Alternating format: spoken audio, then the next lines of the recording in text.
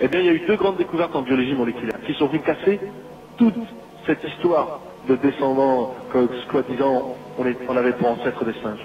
La première, c'est ce qu'on appelle, ils ont découvert ce qu'on appelle l'ève mitochondriale. Qu'est-ce que c'est? Là, c'est un peu compliqué, mais vous lirez le livre si vous voulez en savoir plus. Eh bien, il se trouve que dans nos cellules, comme je l'expliquais tout à l'heure, donc on a le noyau avec l'ADN à l'intérieur, et autour du noyau, il y a des organites intracellulaires. Il y en a l'un d'entre eux, on l'appelle la mitochondrie. Et cette mitochondrie, elle-même possède un ADN. On l'appelle l'ADN mitochondrial.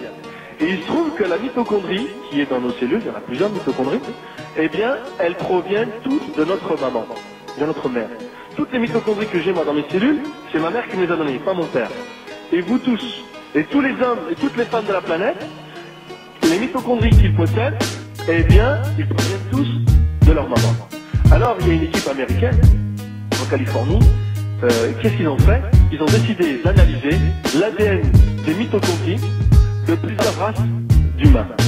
En Amérique, en Afrique, en Asie, en Europe, en Océanie, partout dans le monde. Et là, ils ont travaillé sur des centaines de personnes.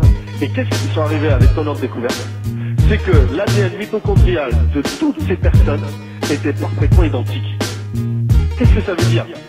Ça veut dire que moi et vous tous qui êtes dans cette salle, nous avons tous le même ADN mitochondrial. Si on a tous le même ADN mitochondrial, ça veut dire qu'on a tous la même mère. Et à partir de là, les scientifiques l'ont appelé, là, cette même mère, et comment ils l'ont appelé? Ève, subhanallah, mais mitochondriale. Ils ont mis un peu de religion et un peu de science. Ève mitochondriale. Alors l'équipe qui a découvert ça, elle était très critiquée. Alors il y a eu une deuxième équipe qui est venue, alors là, elle a venu à tout massacrer. Elle a travaillé, elle, sur ce qu'on appelle donc le chromosome Y. Et il se trouve que même les hommes et les femmes, nous avons ce qu'on appelle les chromosomes sexuels. Les femmes ont deux chromosomes, XX, et les hommes, nous avons le chromosome XY. Donc cette équipe, deux équipes en fait, ont travaillé sur le chromosome Y. Ils ont décidé de prendre le chromosome Y de beaucoup d'hommes sur la planète encore, comme tout à l'heure. Et là, ils se sont rendus compte de quoi?